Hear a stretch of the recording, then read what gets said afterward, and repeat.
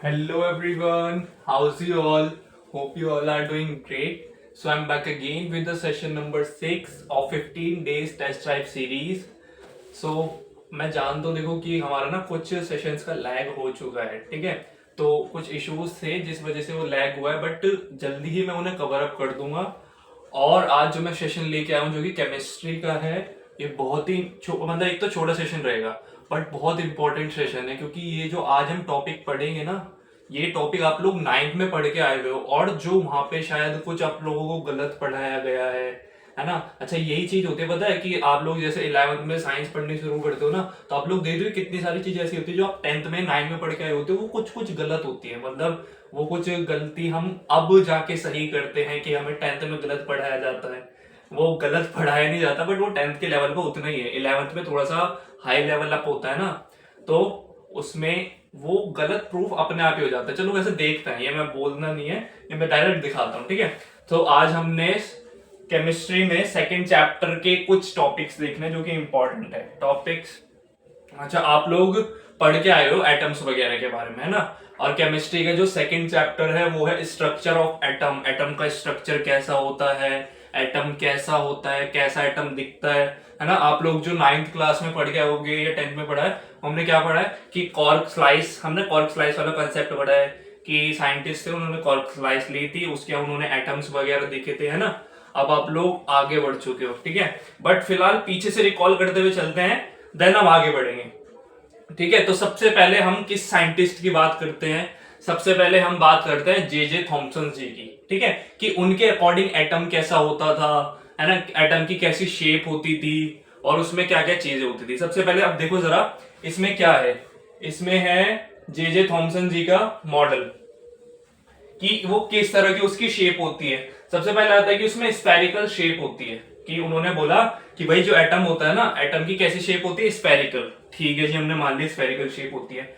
फिर उन्होंने क्या बोला कि whole atom consist of positive charge, की पूरा जो एटम है वो क्या कंसिस्ट करता है, पॉजिटिव चार्ज कंसिस्ट करता है, ठीक है।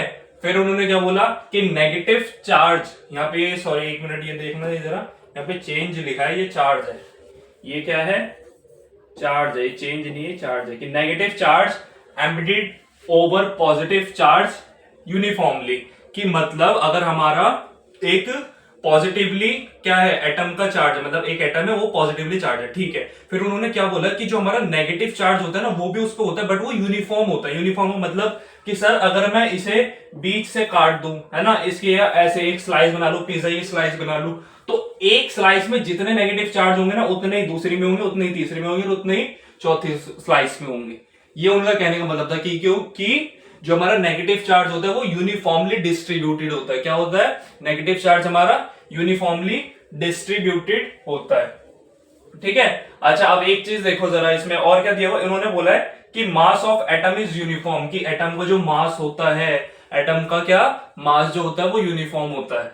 अच्छा, इन्होंने ना ये कुछ चार पांच चीजें बताई है, ठीक है। अच्छा, अब ना जरूरी नहीं, अच्छा एक और थी, एक और चीज थी इसमें, हाँ इन्होंने एक और चीज बताई थी कि जो पॉजिटिव चार्ज होता है वो किसके इक्वल होता है, नेगेटिव चार्ज। मतलब एक एटम जितना पॉजिटिव चार्ज कैरी करता है उतना ही वो नेगेटिव चार्ज भी कैरी करता है, ठीक है। इन्होंने ये कुछ चार पांच चीजें बताई थी, बट पता है क्या होता है कि जरूरी नहीं है कि जो इन्होंने सारी चीजें बताई ये सही ही है। क्योंकि देखो, इन्होंने सबसे स्टार्टिंग में एटम की खोज करी थी, है ना, कि एटम कैसा होता है। अब कितने सारे फिर उनके बाद भी साइंटिस्ट आए जिन्होंने और मॉडिफिकेशंस करी। अच्छा, साइंस में होता ही है कि मॉडिफिकेशंस होना जरूरी होती है, ठीक है। अच्छा, इसके बाद ये जे थॉमसन जी हैं, इनके बाद हम रदरफोर्ड जी का मॉडल पढ़ेंगे कि उन्होंने क्या बताया। एक्चुअली था क्या कि इनकी छोटी सी कहानी है कि इन्होंने ना ऐसा करा, मतलब इन्होंने ये खोज करके दी कि एटम ऐसा होता है, उसके कुछ चार पांच प्रॉपर्टीज थी। उसके बाद जो रदरफोर्ड जी ने अपना मॉडल खुद का तैयार किया, उन्होंने इसलिए तैयार किया था कि वो इस मॉडल की हर एक प्रॉपर्टी को प्रूव कर पाए कि ये सच कहा गया है। क्योंकि ऐसा होता है ना, बहुत सारे कॉन्फ्लिक्ट्स होते हैं कि क्या पता इनमें से कुछ गलत हो या कुछ सही ना हो। तो रदरफोर्ड जी ने अपना मॉडल बनाया इन सारी प्रॉपर्टीज को सही साबित करने के लिए। बट जो हुआ वो हम अब आगे देखते हैं कि उनके मॉडल में क्या हुआ, उनके मॉडल ने क्या दिया। रदरफोर्ड का मॉडल भी आप लोग पढ़ के आए हो, है ना। उसमें होता था ना कि अल्फा पार्टिकल्स थे, अल्फा पार्टिकल गॉड्स फॉइल पे गोल्ड की फॉइल पे फेंके गए थे। फिर उससे क्या हुआ था कि मतलब एक बहुत सारे मतलब हजारों एटम में से, सॉरी हजारों एटम बोल रहा हूँ, हजारों अल्फा पार्टिकल्स में से कोई एक अल्फा पार्टिकल था जो बाउंस बैक हुआ था, है ना, जो बाउंस बैक हुआ था फटना। हमने देखा था कि कितना सारा जो था, मतलब कितने सारे अल्फा पार्टिकल्स जो थे वो गोल्ड फॉइल से बाहर चले गए थे, मतलब वो out of the gold foil हो गए थे। और कुछ बहुत ही फ्यू, बहुत ही कम जो थे किसी पर्टिकुलर एंगल पे डेविएट हो गए थे। चलो वो देखते हैं हम, है ना। आप लोगों ने इतना पढ़ा है, बट अब जो 11th क्लास आ गई, अब उसमें हमने सेटअप देखना है कि सर वो अल्फा पार्टिकल्स कहां से आए, वो सेटअप क्या था, उसमें और क्या क्या चीजें थी, गोल्ड फॉइल थी, है ना, उन्हें पता कैसे लगा कि कौन से बाहर जा रहे हैं, है ना, कौन से अल्फा पार्टिकल्स बाहर जा रहे हैं, कौन सा डेविएट होके वापस जा रहे हैं, कौन सा डेविएट होके किसी पर्टिकुलर एंगल पे जा रहा है, कि उन्हें कैसे पता लगा। चलो वो देखते हैं। ये मैं आपके सामने सेटअप बनाऊंगा पूरा कि क्या था रदरफोर्ड जी का सेटअप। पहले रदरफोर्ड जी का नाम तो ले ले, है ना भाई, उनके नाम के बिना कैसे चलेगा। रदरफोर्ड, रदरफोर्ड जी भी लगा दूं, रदरफोर्ड जी, रदरफोर्ड जी। कहीं नाम वाम तो ऐसे आते नहीं, हम थोड़े से रिस्पेक्ट दे देते हैं भाई, बहुत बड़े साइंटिस्ट थे। तो देखो, अच्छा रदरफोर्ड ने क्या किया था, उन्होंने कोशिश की थी कि जो हमारा किसका मॉडल था, जो हमारा जे थॉमसन का मॉडल था, जो उन्होंने प्रॉपर्टीज बताई थी उसे वो सही साबित कर पाए। ठीक है, बट अब देखते हैं, पहले तो उनका सेटअप देखो कि उनके मॉडल का सेटअप क्या था। उन्होंने बच्चा सबसे पहले ली थी क्या, उन्होंने ली थी एक लेड सरफेस। क्या ली थी, एक लेड सरफेस। लेड सरफेस बोल लो या मतलब कुछ भी लेड का स्ट्रक्चर बोलो, मैं सरफेस ही बोल देता हूँ। ये क्या है हमारी, है ये एक लेड की सरफेस। अच्छा लेड पता है ना आपको, ये केमिकली कैसे लिखते हैं, इसे लिखता है पीबी। पीबी को हम क्या बोलते हैं, लेड बोलते हैं। ठीक है, उन्होंने एक लेड सरफेस ली। लेड सरफेस में कुछ दिखा देते हैं भाई, ऐसा है ना, ये लेड, ये क्या है, ये है हमारी लेड की सरफेस। ठीक है, इस लेड सरफेस के इनसाइड, इसके अंदर उन्होंने लिया एक रेडियो एक्टिव सोर्स। क्या लिया था भाई, उन्होंने लिया था एक रेडियो एक्टिव सोर्स। उन्होंने क्या लिया था, इस, ये है हमारा कोई भाई एक रेडियो एक्टिव सोर्स है, जिसके अंदर से क्या होता है कि सर इसके अंदर से अल्फा पार्टिकल्स निकलते हैं। ठीक है, अब देखो आप लोगों ने ये चीजें 9th में नहीं पढ़ी थी, बट 11th में आप लोगों को पूरा सेटअप देखना है कि रदरफोर्ड जी ने जो अपना क्या किया था, एक्सपेरिमेंट किया था, उसका सेटअप कैसा था। अब देखो ध्यान से समझना, बहुत अच्छा मजा आएगा, समझ में भी आएगा। ठीक है, अब देखो जरा क्या हुआ था, उन्होंने क्या लिया, रेडियो एक्टिव सोर्स लिया। अच्छा रेडियो एक्टिव सोर्स के अंदर से जरूरी नहीं है कि सिर्फ और सिर्फ कौन सी अल्फा पार्टिकल्स ही निकले, उसमें ना रेडियो एक्टिव सोर्स के अंदर से alpha particles, gamma particles, beta particles और भी तरह के पार्टिकल्स निकले थे। सर अगर इतने तरीके के पार्टिकल्स निकले थे तो आगे जाके सिर्फ अल्फा पार्टिकल्स की ही क्यों बात करें हमने, और गामा और बीटा की क्यों बात नहीं करी, अभी बताते हैं। इन्होंने क्या लिया था, इन्होंने यहां पे लिया था एक पोलराइजर। क्या बोलते हैं भाई, पोलराइजर। इसमें अभी कंफ्यूज होना, बस पोलराइजर में इतना समझो, पोलराइजर क्या करता है कि जैसे मैंने अल्फा बीटा गामा 3 तरीके के पार्टिकल्स भेजे, उसने क्या किया, अल्फा पार्टिकल्स को एब्जॉर्ब किया एंड देन आगे जो गो थ्रू पार्टिकल्स जाने थे वो अल्फा पार्टिकल्स को ही भेजा।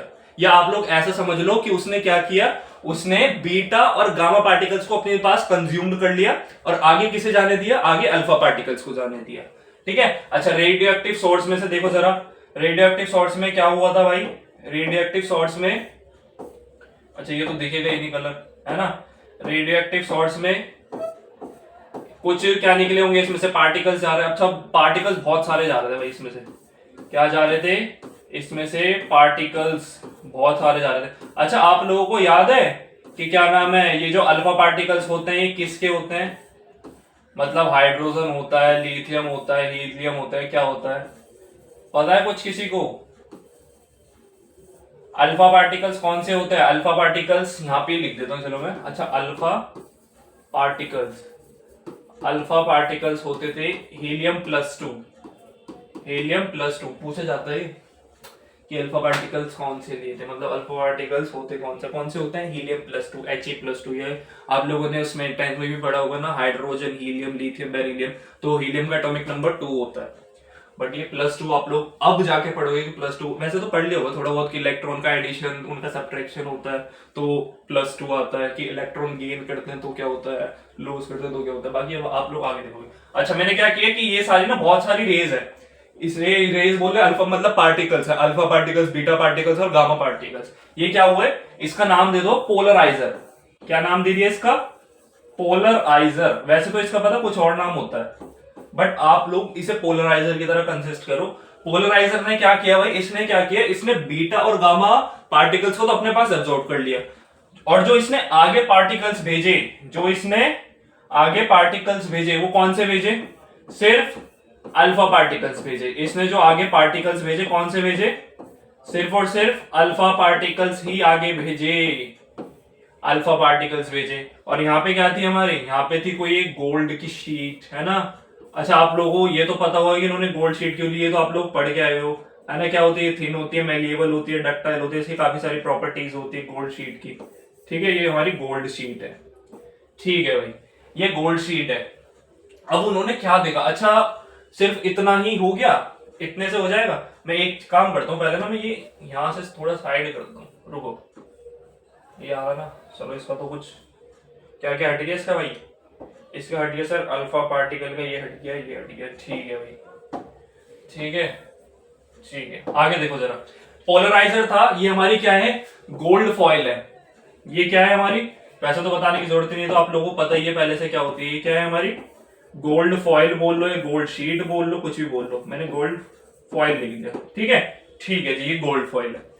अच्छा, अब इतना तो आप लोगों को पता, बट इसमें एक्स्ट्रा क्या है, एक मैंने लीड सरफेस बताया कि बच्चों को ये भी पता होता है कि रेडियो एक्टिव सोर्स है। एक एक्स्ट्रा आप लोगों ने आज पढ़ा है कि क्या था, एक लेड की सरफेस थी, ठीक है, उसके अंदर रेडियो एक्टिव सोर्स रखा गया था। ध्यान रखना कि ये जो ना, ये कुछ हाईली रिएक्टिव एलिमेंट्स होते हैं, लाइक कौन सा, लेड हो गया, है ना, रेडियो एक्टिव सोर्स। इसलिए लेड के अंदर कोई आपसे पूछे ना कि भाई रेडियो एक्टिव सोर्स था, तो उसे किसके, लेड के सरफेस के अंदर क्यों रखा है, क्योंकि सर ये ना बहुत ज्यादा क्या होता है, हाईली रिएक्टिव होते हैं। ये अगर ये सरफेस नहीं रखी जाती तो ये पता नहीं कहां कहां चले जाते हैं। जरूरी नहीं कि सारे फिर ऐसे आगे जाते हैं। ये सरफेस ही इसलिए बनाई है सो दैट ये एक पर्टिकुलर एंगल बोल रहे, मतलब एक स्ट्रेट लाइन में जा सके आगे। ठीक है, अच्छा अब देखो गोल्ड फॉइल पे आने के बाद क्या हुआ कि भाई जे थॉमसन जी ने कहा था कि कोई भी जो एटम है ना, वो क्या करता है, वो पॉजिटिव चार्ज कंसिस्ट करता है, मतलब उसके पास बहुत सारे पॉजिटिव। तो मैं कह देता हूँ कि ये जो हमारी गोल्ड फॉइल है, इसके पास बहुत सारे एटम होंगे, तो आप लोगों को पता है, तो इसमें ना बहुत, मतलब हर जगह क्या नाम है, पॉजिटिव चार्ज होगा। क्या होगा, पॉजिटिव चार्ज होगा। इसमें बहुत सारे पॉजिटिव चार्ज होंगे, न्यूक्लियस होंगे, है ना, प्रोटॉन वगैरह जो भी होगा। ठीक है, हम ये अभी उन्हीं की बात करते हैं। ठीक है, अच्छा ये भी याद रखना कि जब उन्होंने पता क्या किया, उन्होंने एक लिया, क्या लिया था उन्होंने, उन्होंने ये लिया था भाई। अच्छा ये क्या है सर, अभी बताते हैं क्या है। ये है प्लेट। सर कैसी प्लेट है, ये है सिल्वर, सॉरी सिल्वर नहीं, सिल्वर जिंक सल्फाइड की प्लेट है। किसकी, ZnS, जिंक सल्फाइड की प्लेट। किसकी प्लेट है सर, ZnS की, जिंक सल्फाइड की प्लेट ली थी। क्यों ली थी सर ये प्लेट, आपको कैसे पता, अच्छा मेरे को पता है क्योंकि मैंने पढ़ा हुआ है। क्यों ली थी ये बता देता हूं। इन्होंने इसलिए ली थी कि भाई जिंक सल्फाइड की प्लेट क्या होती है कि उसपे ना जब कोई भी मतलब पार्टिकल्स लगता है, बम्बार्डिंग होती है, मतलब जब इन्होंने बम्बार्डिंग की होगी और जब गोल्ड फॉइल में से ये पार्टिकल्स निकल के इस शीट पे लगे होंगे ना, तो ये क्या करते हैं, ग्लो करती है। ये क्या करती है, ग्लो करती है। ग्लो करने की वजह से पता लगता है कि हाँ इस पे कुछ ना कुछ हुआ है, इस पे क्या हुआ है, इस पे कुछ ना कुछ इफेक्ट पड़ा है उन पार्टिकल्स का। अल्फा पार्टिकल जब गोल्ड फॉइल में से पास होकर डायरेक्टली इस पे आए होंगे ना, मतलब इस पे कहीं ना कहीं यहाँ पे टकराए होंगे, यहाँ कहीं ना कहीं टकराए होंगे, या कहीं भी इधर उधर टकराए होंगे, तो ये क्या की होगी, ये हमारी जो जिंक सल्फाइड की जो प्लेट है ये ग्लो करी होगी, ग्लो करी होगी। अच्छा अब ये ग्लो कर रही है कैसे पता लगता है भैया, ये पता लगता है, उन्होंने एक लिया था यहाँ पे माइक्रोस्कोप। उन्होंने क्या लिया था, एक माइक्रोस्कोप लिया था। उन्होंने क्या लिया था, एक माइक्रोस्कोप लिया था, माइक्रोस्कोप। अच्छा उस टाइम पे ना, ये बहुत पहले की बात है। आज के टाइम पे जब ये ऐसा अगर सेम एक्सपेरिमेंट करते हैं ना कॉलेजेस वगैरह में, तो वो क्या करते हैं, 2-3 माइक्रोस्कोप ले लेते हैं, अलग अलग जगह रख देते हैं। बट जब रदरफोर्ड जी का टाइम था तो उन्होंने माइक्रोस्कोप पहले इधर लिया, यहाँ से देखा, फिर इधर लिया, यहाँ से देखा, फिर इधर लिया, यहाँ से देखा, ऐसे करते करते उन्होंने हर जगह से देखा, इसे चेक किया कि कहाँ कहाँ ग्लो कर रही। अच्छा अब आगे की चीजें देखो, ये मैंने आप लोगों के सामने बना दिए, पूरा कंप्लीट हो गया। ठीक है, ये है। अब इसे पढ़, मतलब इसमें देखते हैं कि हुआ क्या क्या था। अब देखो शुरू से हुआ गया, जब रदरफोर्ड जी ने रेडियो एक्टिव सोर्स के through alpha beta gamma particles भेजे, ठीक है। गामा और बीटा जो है इसने एब्जॉर्ब कर लिए यहाँ पे, कहीं पे यहाँ पे एब्जॉर्ब कर लिए, ठीक है। उसके बाद उसने आगे किसे भेजा, उसने आगे भेजा अल्फा पार्टिकल्स को, ठीक है भाई। अल्फा पार्टिकल्स आगे गई, ठीक है। अल्फा पार्टिकल्स जाने के बाद भाई बहुत ही अचंभित कर देने वाली चीज हुई। वो क्या हुई कि सर ये जो अल्फा पार्टिकल्स थे ना ये पार हो गए, मतलब ये गोल्ड फॉइल के अंदर से भी बाहर चले गए। और अगर मैं उनकी थ्योरी के अकॉर्डिंग देखूं, किसकी, जे थॉमसन जी की, वो तो जाने नहीं चाहिए थे भाई, या जाने चाहिए थे तो बहुत कम जाने चाहिए थे। बट हमने इसमें क्या देखा, इसमें क्या हुआ कि मैक्सिमम जो अल्फा पार्टिकल्स थे वो बाहर चले गए यहाँ से। कुछ जो है वो किसी पर्टिकुलर एंगल पे डेविएट हो गए, है ना। कुछ क्या हुए, पर्टिकुलर एंगल पे डेविएट हो गए। और हजारों अल्फा पार्टिकल्स में से सिर्फ एक अल्फा पार्टिकल ऐसा था जो कि बाउंस बैक हो गया, जो कि क्या हुआ है, जो बाउंस बैक हो गया, जो बाउंस बैक हो गया। हजारों अल्फा पार्टिकल्स में से कोई एक ऐसा अल्फा पार्टिकल्स था। और जिस पोजीशन पे मतलब वो यहां से बाउंस बैक हुआ है ना, तो जो इस शीट का जो ग्लो था, मतलब ये शीट बोले प्लेट, ये जो हमारी ZnS जिंक सल्फाइड की जो प्लेट थी, सबसे ज्यादा ये जो ग्लो किसी इस पोजीशन पे की होगी जहां से वो बाउंस बैक हुआ है। मतलब जब उन्होंने माइक्रोस्कोप से देखा तो इस पोजीशन पे सबसे ज्यादा ग्लो था, क्योंकि वहां से जो एक एटम था वो क्या हुआ है, वो बाउंस बैक हुआ है। अब हमने समझना है कि ये बाउंस बैक कैसे हुआ, ये जो क्या नाम है, जो और भी मतलब अल्फा पार्टिकल्स थे वो पर्टिकुलर एंगल पे कैसे डेविएट हुए, या वो बाहर क्यों चले गए। अच्छा सुनो, देखो इसमें क्या था कि इसमें हमें पता है कि एक एटम या क्या क्या कंसिस्ट करता है, कि पॉजिटिव नेगेटिव चार्ज कंसिस्ट करता है, ठीक है। सर ये जो अल्फा पार्टिकल्स थे, जो कि He2+ जो हमारे पार्टिकल्स थे, उन्होंने क्या किया, जब वो गए होंगे ना, तो उन्होंने इनकी थ्योरी में, रदरफोर्ड जी की थ्योरी में जो उन्होंने बताया कि उन्हें क्या क्या एक्सप्लेनेशंस मिली, तो उन्होंने सबसे पहले देखा कि भाई ये जो गोल्ड फॉइल है ना, भले ही इसमें बहुत सारे एटम्स है, हजारों करोड़ों एटम है, बट इसमें बहुत ज्यादा खाली स्पेस है। क्या हुआ कि इसमें बहुत सारा सर खाली स्पेस मिल गया, क्योंकि अगर खाली स्पेस नहीं मिलता तो भाई अल्फा पार्टिकल्स टकराते ना, अल्फा पार्टिकल्स गोल्ड फॉइल से टकरा के ज्यादा से ज्यादा डेविएट होते। बट खाली स्पेस मिल गया, इसलिए बहुत सारे मतलब मैक्सिमम जो अल्फा पार्टिकल्स थे वो आगे चले गए। ये तो तभी पॉसिबल है ना जब गोल्ड फॉइल खाली हो। खाली होने से क्या पता लगता है कि जो एक एटम है उस पे जो चार्जेस होते हैं, जो मतलब हमारे पॉजिटिव या नेगेटिव चार्जेस होते हैं, उनमें ये तो आप बोल लो कि मतलब उस पर नेगेटिव चार्ज एम्बेडेड तो था, नेगेटिव चार्ज एम्बेडेड था।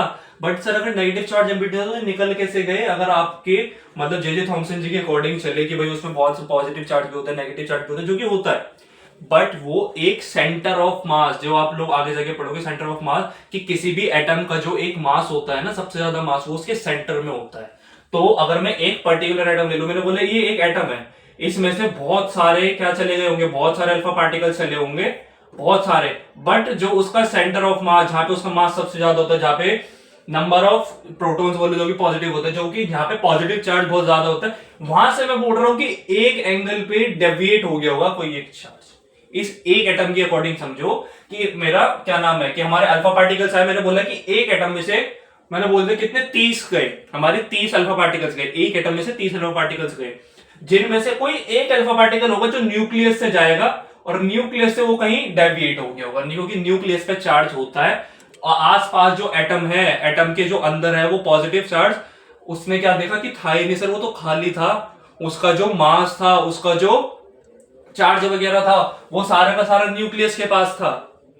किसी एटम में जो उसका चार्ज था या जो भी उसका मतलब मास था, वो किसके पास था, वो न्यूक्लियस के पास। जैसे आप लोग ऐसे समझो कि फैन होता है, फैन का पूरा मास किस में होता है सर, उसकी मोटर में होता है। फैन का पूरा मास क्या होता है, उसके सेंटर में, उसकी मोटर में होता है। तो ऐसी इसमें था। तो आप लोग समझ पा रहे हो कि सर एक एटम होता है, उसके अंदर न्यूक्लियस होता है, न्यूक्लियस पे क्या होता है, न्यूक्लियस चार्ज कंसिस्ट करता है। तो और जो न्यूक्लियस चार्ज कंसिस्ट करता है ना, उसके आसपास का एरिया जो होता है वो खाली होता है, जिसकी वजह से अल्फा पार्टिकल्स चले गए। समझ आया अल्फा पार्टिकल्स कैसे चलेगा, कि एक एटम में जो उसका मास होता है वो सबसे ज्यादा कंसिस्ट होता है किसके पास, न्यूक्लियस के पास, जो जिसकी वजह से उसका आसपास का एरिया क्या होता है, खाली होता है। और वो क्या हुआ, फिर वो चले, मतलब जो खाली एरिया में से अल्फा पार्टिकल चले गए। अच्छा अब मैं आगे की एक चीज बताता हूँ कि सर ये बाउंस बैक कैसे हुआ है, ये बताओ ना आप कि बाउंस बैक कैसे हुआ है। चलो मैं बाउंस बैक देखते हैं। मैंने बोला कि यहाँ पे ना भाई देखो, अगर ये फॉइल है तो कहीं ना कहीं इसका भी जो सबसे ज्यादा मास है वो सेंटर में ही होगा। क्या होगा, सबसे ज्यादा जो मास है वो सेंटर में ही होगा, ठीक है। तो ये तो इसकी कहानी है कि सबसे ज्यादा मास सेंटर में होता है एक किसी भी एटम का। मान लो कि गोल्ड फॉइल एक पर्टिकुलर एक एटम है, ठीक है, एक एटम है और इसके जो न्यूक्लियस पे आया था तो कुछ ज्यादा ही मास मिला इसे और ये वहां से बाउंस बैक हो गया। बट बाउंस बैक होने से इंपॉर्टेंट जो चीज है वो है इलेक्ट्रॉन्स के बारे में पढ़ना। सर इलेक्ट्रॉन्स कहां से आया, देखो जरा भाई, उसने क्या बोला था, जे थॉमसन जी ने बोला था कि इसके पास पॉजिटिव चार्ज तो होते हैं बट नेगेटिव चार्ज भी एम्बेडेड होते हैं, नेगेटिव चार्ज भी एम्बेडेड होते हैं। तो अच्छा इसमें कहीं ना कहीं नेगेटिव चार्ज भी होगा। अच्छा अब एक चीज बताओ कि अगर जैसे मैंने ना अल्फा पार्टिकल्स यहां भेजे, अल्फा पार्टिकल जा रहा है जा रहा है जा रहा है, ये जैसी एटम के पास पहुंचने वाला होगा, मुझे एक चीज बताओ कि नेगेटिव और पॉजिटिव आपस में क्या करते हैं, अट्रैक्ट करते हैं। नेगेटिव पॉजिटिव आपस में क्या करते हैं, अट्रैक्ट करते हैं। बट जब ये वाला जो गया ना, जो एक रिपेल हुआ है, भाई ये रिपेल हुआ है ना, ये बाहर चले गया, तो इसका मतलब कहीं ना कहीं इसे सेम टाइप ऑफ चार्ज मिला होगा। मतलब नॉर्थ टू नॉर्थ जो है क्या करता है, नॉर्थ और नॉर्थ आपस में रेपेल करते हैं। तो ऐसी अगर मैं बोल रहा हूं कि अल्फा पार्टिकल मेरा नेगेटिव था, मतलब नेगेटिव चार्ज, वैसे तो He2+ था, पॉजिटिवली था, तो न्यूक्लियस पे उसे बहुत ज्यादा पॉजिटिव चार्ज मिला, इस वजह से उसने क्या किया, उसने रेपेल किया, उसने रिपेल किया। और एक चीज और, इससे आप लोग ये समझो कि जो इलेक्ट्रॉन्स होते हैं ना, इलेक्ट्रॉन्स जो है एटम में सर्कुलरली घूमते हैं। इलेक्ट्रॉन्स क्या करते हैं, घूमते रहते हैं। इलेक्ट्रॉन्स रिवॉल्व करता है एटम में। यहीं से एक थ्योरी भी मिली कि एटम्स क्या करते हैं, सॉरी इलेक्ट्रॉन्स क्या करते हैं, इलेक्ट्रॉन्स रिवॉल्व करते रहते हैं। इलेक्ट्रॉन्स क्या करते हैं, रिवॉल्व करते रहते हैं, जिस वजह से ही हमें पता लगा कि क्या होता है। अच्छा इससे आप लोगों ने, मैंने इतना समझा दिया, अब जरा इस पे आना, आप लोग जरा इस पे आओ। आप लोगों को दिख रहा है कि थ्योरी कुछ गलत हो गई कि whole atom consist of positively charge, गलत है भाई। सर अगर पॉजिटिव चार्ज होल एटम ही कंसिस्ट करता तो हमारे अल्फा पार्टिकल बाहर ही नहीं जा सकते थे। नेगेटिव चार्ज एम्बेडेड और over positive charge uniformly, sir अगर उसके ऊपर पॉजिटिवली यूनिफॉर्म होता तो भी नहीं जा सकते थे, क्योंकि इलेक्ट्रॉन्स रिवॉल्व करता है एक एटम में। इलेक्ट्रॉन क्या करता है, एटम में रिवॉल्व करता है। तो आपकी ये वाली थ्योरी भी गलत हो गई। स्फेरिकल शेप एक बार को सही मान लो, और ये वाला सही है कि जितना उस पे नेगेटिव चार्ज होता है एटम के पास, उतना ही उस पे क्या होता है, उतना ही उस पे पॉजिटिव चार्ज होता है। तो देखो जे थॉमसन जी की जो थ्योरी थी उसमें उन्होंने सिर्फ दो चीजें सही बताई हैं। अच्छा देखो कि भाई रदरफोर्ड जी का कोई इंटेंशन नहीं थे कि जे थॉमसन जी की थ्योरी को वो क्या करे, गलत प्रूफ करे। उन्होंने किया अपना एक्सपेरिमेंट इसलिए सो दैट वो ना इस सारी प्रॉपर्टीज को एक बार रीचेक कर पाए, बोल दो कि इसे ना सही सत्य साबित कर पाए कि हाँ मतलब जो उन्होंने थ्योरी दी वो बिल्कुल सही है, उसमें कुछ भी गलत नहीं है। बट अनफॉर्चुनेटली ना चाहते हुए उन्होंने क्या देखा, उन्होंने अपनी थ्योरी में इनके कुछ पॉइंट्स गलत रियली देखे कि भाई इलेक्ट्रॉन जो है रिवॉल्व कर रहा है, इलेक्ट्रॉन क्या कर रहा है, रिवॉल्व कर रहा है, अपने ही एटम में इलेक्ट्रॉन रिवॉल्व कर रहा है। ठीक है, ये है पूरा अपना रदरफोर्ड जी का मॉडल। बाकी आप लोग यहां से देख सकते हो कि ये जो माइक्रोस्कोप है ना, ये देखता है भाई, है ना, जब भी ये ग्लो करते, ग्लो करने का मतलब होता है कि हमारे जो अल्फा पार्टिकल्स है वो यहाँ पे टकराए होंगे। ठीक है, अच्छा अब इसमें और कुछ तो इंपॉर्टेंट है नहीं, आप लोगों को एंगल ऑफ डेविएशन का बता दिया भाई, कैसे डेविएट होते हैं ना, इसके एक ही एटम के थ्रू समझा दिया मैंने। ये वाला आपको बता दिया कहीं ना कहीं इसके न्यूक्लियस पे पॉजिटिव चार्ज बहुत ज्यादा होगा और ये अल्फा पार्टिकल जैसे उसने रेपेल किया तो बाउंस बैक हो गया। अच्छा आप ये भी पूछ सकते हो कि सर ये हर एटम के साथ क्यों नहीं हो रहा। भाई मैंने अभी बताया कि एक किसी भी ऑब्जेक्ट का उसका सबसे ज्यादा जो मास होता है उसके सेंटर पे होता है, उसका सबसे ज्यादा मास कहाँ होता है, उसके सेंटर पे होता है। तो आप लोग इसे एक कंसेप्ट के थ्रू समझ सकते हो कि ये जो एक क्या नाम है, एक अल्फा पार्टिकल है जो बाउंस बैक कैसे हुआ है। ठीक है, और इलेक्ट्रॉन रिवॉल्विंग का आप लोगों को अच्छे से समझ में आ गया होगा। तो रदरफोर्ड जी का ये पूरा सेटअप था, उन्होंने ये किया था। अच्छा अब आप लोग देख रहे हो कि भाई जो हमारे रदरफोर्ड जी थे उन्होंने ये किस लिए किया था, ये पूरा सेटअप वगैरह ये किया था कि वो जे थॉमसन जी का जो मॉडल है उसे सही साबित कर पाए। अगर किसी ने मतलब अभी तो शायद नहीं पढ़ा होगा आप लोगों ने, मैंने कहीं पढ़ा था कि जो हमारे रदरफोर्ड जी है ना, रदरफोर्ड जी ने क्या किया था कि जब उन्होंने ये एक्सपेरिमेंट करा तो उन्हें बहुत दुख फील हुआ अंदर से कि भाई मैंने किया तो ये जे थॉमसन जी के एक्सपेरिमेंट को सही प्रूफ करने के लिए, बट अनफॉर्चुनेटली मैंने वो गलत कर दिया। तो उन्होंने क्या किया था, उन्होंने ना मतलब जो जे थॉमसन जी की कब्र थी उसके पास जाके एक सॉरी का लेटर भी लिखा था, मतलब लिखा और वहां पे रख के आए थे कि उन्होंने बहुत गिल्ट फील हुआ था। सो देखो, अच्छा इससे आप लोगों को एक जिंदगी का मोटिवेशन दे देता हूँ कि उन्होंने देखो आज के टाइम पे कोई किसी के बारे में नहीं सोचता, ये तो बहुत पहले की बात है खैर, कि बहुत पहले उन्होंने ऐसा किया कि उन्होंने किसी और के क्या नाम है, और के एक्सपेरिमेंट को सही प्रूफ करने के लिए ये एक्सपेरिमेंट अपना किया था, है ना, सही प्रूफ करने के लिए। आज के टाइम पे तो लोग खुद को सही प्रूफ करते रह जाते हैं बट नहीं होता। ठीक है, तो आप लोग मतलब समझो, थोड़ा आप लोग कनेक्ट कर पा रहे होंगे कि मैं क्या कहना चाहता हूँ, है ना? कि खुद को सही साबित करना हर जगह इंपॉर्टेंट नहीं है। खुद को हर जगह सही साबित करना इंपॉर्टेंट नहीं है। उन्होंने भाई दूसरे के लिए किया, आज के टाइम पे हम अपने लिए कर पाते फिर भी हम सही साबित नहीं हो पाते। आज के टाइम पे हम खुद को सही प्रूव करते हैं, नहीं कर पाते, है ना भाई? नहीं समझता सामने वाला, या हमें समझाने की जरूरत नहीं। अगर ये तो भाई तुम खुद सही हो तो क्या जरूरत है सामने वाले को प्रूव करने की? एक ना एक दिन सब पता लग ही जाएगा ना कि कौन कितना सही है। ठीक है, बाकी अब इन पे ध्यान दो and wait for the right time. Right time, सही समय का वेट करो, जब सब कुछ क्या हो जाएगा। अगर आप लोग सही हो तो आप लोगों के पास सही चीजें अपने अपने टाइम पे आ जाएगी। So just wait for the right time, the things can happen the way you want. ठीक है, सब कुछ वैसा होगा जो आप चाहते हो। जस्ट वेट, वेट, इंतजार करो भाई। हर कोई इंतजार करता है, मैं भी इंतजार कर रहा हूँ किसी अच्छे टाइम का, है ना? आप भी कोई इंतजार कर रहे होंगे कि मैं ऐसा करूंगा या ऐसा करूंगी, मेरे साथ अच्छा होगा। मतलब लाइफ में हर कोई वेट करता है भाई, हर कोई वेट करता है। बट वेट करने का मतलब ये नहीं कि सिर्फ आप वेट करते रहो, खाली हाथ बैठता हूँ कि भाई मेरे तो राइट टाइम आएगा, अपने आप सब सही हो जाएगा। नहीं, ऐसा नहीं होता, है ना? वो सही समय लाने के लिए भी हमें बहुत एफर्ट्स डालने पड़ते हैं। वो एक राइट टाइम लाने के लिए भी हमें क्या करना पड़ता है? बहुत एफर्ट्स डालने पड़ते हैं। So just wait and do as much as you can for your right time has to come as soon as possible. ठीक है, so just best of luck for future and see the sessions. और Rutherford ji को देखो भाई, इनसे कुछ सीखो। इनसे सिर्फ ये एक्सपेरिमेंट ही सीखने को नहीं मिलता, एक लाइफ का लेसन भी सीखने को मिलता है। ठीक है, so bye bye and see you in the next session, जो कि हम किस पे पढ़ेंगे? फिजिक्स पे पढ़ेंगे। ठीक है, बाय बाय।